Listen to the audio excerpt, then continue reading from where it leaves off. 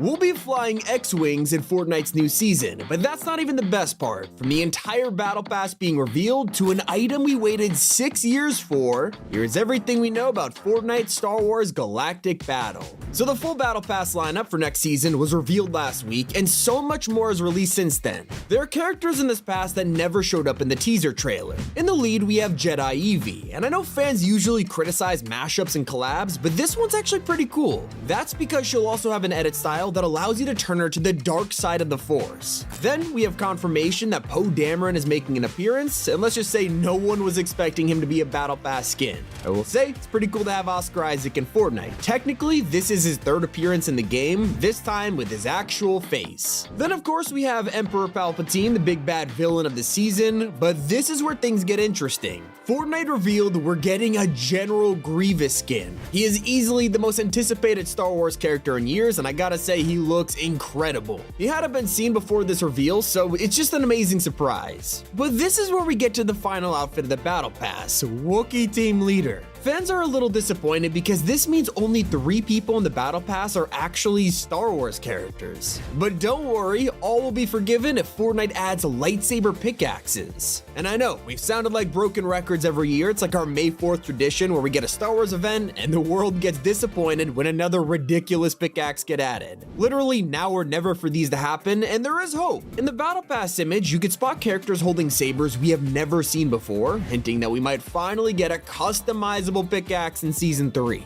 Also, in the background, you can spot both TIE Fighters and X-Wings. These aren't just for decoration, these will be brand new vehicles that you could actually fly. TIE Fighters will work for duos, while X-Wings will work with your entire squad, letting your friends stand on the roof and the wings. Now that we're into the final days of Season 2, Fortnite has straight up posted the new map in its entirety. But before I reveal it all, let's focus on the bottom right named Outpost Enclave. This huge POI has replaced Hopeful Heights, and it's home to an entire desert biome. Of course, you can't have a Star Wars desert without a cantina, and that's why Mos Eisley is here. You'll be able to explore the whole city and even break into a sand crawler to get tons of loot. And you can get into the Star Wars spirit right now because Epic just granted everyone a free Stormtrooper skin. It's a new First Order variant completely separate from the one we've seen in the shop before. All you gotta do is link your Disney account and it's yours. You just gotta go here, and if you're in an eligible region, you'll see a new My Disney option. You gotta simply follow the steps to link your account. You don't even have to be subscribed to Disney Plus, and the next time you log in, the skin is in your locker. But watch out, an evil presence is lurking on the map. You may have spotted him during last week's teaser trailer, and it's of course Jar Jar Binks, but with a twist. You see, the most popular fan theory in all of Star Wars is that Jar Jar was actually pretending to be a moron and is instead a Sith Lord. Well, that joke theory has turned out to be true in Fortnite's universe, birthing a Darth Jar Jar. We still don't know if he'll be part of the item shop or this season's secret pass outfit, but I'm excited to find out. As for something you can experience right now, just go in game and look up at the sky. That's no moon, it is the huge Death Star staring at you, and it's pretty hard to miss, not gonna lie. It's terrifying knowing it could destroy all of us at a moment's notice. It has been getting closer and closer every day, and honestly, this is one of the best ways you could ever visualize the true scale of the Death Star. Like, it really is the size of a moon. But that's not the only thing progressing each week. Fortnite Season 3 will have 5 updates in a row. Every week we'll enjoy a new period of Star Wars, and that starts with the Imperial takeover on May 2nd. This will probably bring Palpatine, Stormtroopers, and of course the X-Wings and TIE Fighters. Then we'll have the pull of the Force on May 8th, probably giving us a bunch of Force powers, before leading into the Mandalorian Rising on May 22nd. This will bring a brand new customizable Mandalorian skin to the game that fans are freaking out over. Now, you're not going to be able to get Pedro Pascal's version if you didn't play in Chapter 2, but it's the next best thing, and who knows? Maybe you'll get to customize it to look like Din Djarin or Bo-Katan. Or maybe, just maybe, you'll decide to play as an even more infamous Mandalorian. You see, in the Battle Pass reveal, you can spot blasters that we've only seen once in the films. These belong to Jango Fett. This not only confirms his dual blasters will be a weapon next season, but it also hints he'll probably get his own outfit during the Mandalorian week.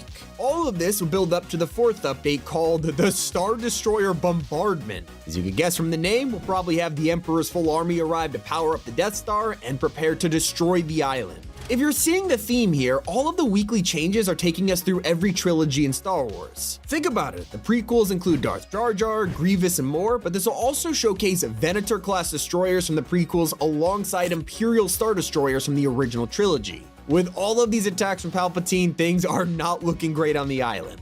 So what are we doing here? What's our mission? Well, it's to destroy the Death Star, just like the original film. That'll happen in the live event in the final week called the Death Star Sabotage. This event is going to be a mix of Operation Skyfire and the Galactus battle, where we pull off the trench run and blow up the space station. And that's not just speculation. Star Wars themselves have revealed that the season will end in a live end of season narrative event. It's the first time since Chapter 3 that we'll be getting 2 fully fledged live events in a single year. Not only will we be equipped with starfighters to do it, but there'll also be a bunch of new weapons. So what is coming? Well, along with the usual E11 blasters and the bowcaster, Epic are also treating us to the DL-44 pistol, Han Solo's iconic weapon. And you can spot Fishstick holding it in the key art. There's also the CR2 heavy pistol held by Poe, which should basically work like a blaster SMG. But the most interesting of all is this rifle held by a Mandalorian. This is an 8280 CFE convertible blaster. This is actually taken directly out of Andor, where he mods an entire pistol to basically become an AR, and it's leaving many hoping he'll be arriving too with this new series dropping right now. But let's take it back a second and look at the Season 3 map again. I showed you the bottom right's desert biome, but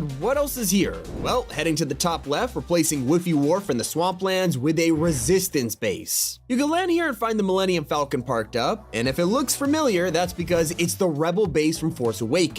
That's not the only place taken directly from that film. In the top right of the map, we have the First Order base. This will be replacing Demon's Dojo, so say goodbye to the Night Rose because she's about to be replaced by someone else guarding the area. So who is the NPC here? Well, we already know who's coming. The First Order base will be protected by Captain Phasma. You can spot her in this image surrounded by First Order troopers. They'll assemble here at the base on the map ready for us to fight, and don't worry, Captain Phasma will of course be a skin to claim yourself too. Rumors are that she's currently the headliner of the new LEGO Pass after being featured in their newest teaser. And that's right, Battle Royale isn't the only one getting a Star Wars season. LEGO Fortnite's Battle Pass ends on May 2nd, the same day as BR, and we'll be getting a new one that includes a bunch of new First Order base buildings and Phasma as your reward. Who knows, maybe there will even be 2 skins like the previous pass, giving us someone like C-3PO. Because yeah, he's not going to be a destroyed back bling anymore. We are finally getting a fully fledged skin, and Fortnite's already teasing it with this loading screen. On Wookiee Team Leader Satchel, you can see a keychain of him with the Mandela effect included. That is indeed a silver part of his leg, something that fans never noticed when watching the original trilogy, but it was always there, and now it's on his Fortnite skin too. Now, I haven't forgot to mention a character who is even more exciting than C-3PO. Sure, he may have been in every single Star Wars movie ever, but he doesn't have the aura of Samuel L. Jackson. That is right, Mace Windu is coming to Fortnite. Technically, he isn't the first Samuel Jackson skin in the game, but he is by far the most accurate, and it looks exactly like him. That also includes his iconic purple lightsaber, which will probably be a mythic weapon. If you don't know, Mace Windu is the only person in the franchise with a purple saber, simply because SLJ wanted to stand out in all the fight sequences. Suffice to say, it worked. Now let's zoom out once again to the Season 3 map. I've shown you the cantina and 2 of the bases, but this is where things get really cool. Despite the fact that he's barely appeared in any of the marketing, Darth Vader has a role to play this season. That's right, he will bring Vader's Samurai Solitude. They'll be redesigning the dojos in the bottom left of the map to be more Sith themed, but of course, it's also gonna keep that samurai aesthetic to match his outfit. I'm assuming this is Epic's way of allowing fans to buy a Darth Vader skin that isn't exclusive to a battle pass, but it is still relevant to the season. It makes total sense. I imagine he'll be a boss at this POI that you could fight, obviously protected by his samurai stormtroopers. But I'm way more excited to check out the crashed AT-AT or AT-AT, however you want to pronounce it. It's in the Snowy Mountains. It's not just the First Order base up here. Some of these wrecks have been transformed into a restaurant by the Islanders. Dur Burger, Guaco's Tacos, and Pizza Pit have swept into this prime real estate location and set up their vans at Eat Eat.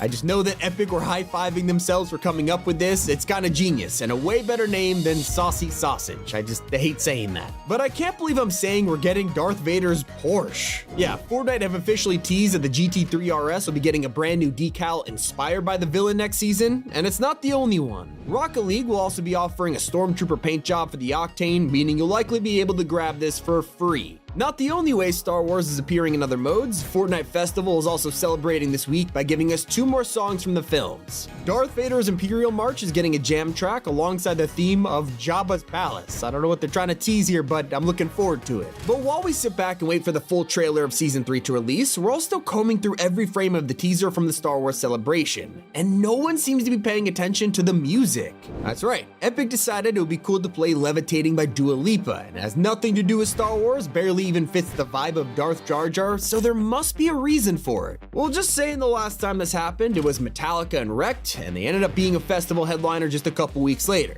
I don't think we'll see Dua Lipa as an icon skin after Sabrina, because Daft Punk has been leaked, so who knows? She might be next in line after that. That's everything you need to know before the new season. It's been Tommy, and keep it here on Top 5 Gaming.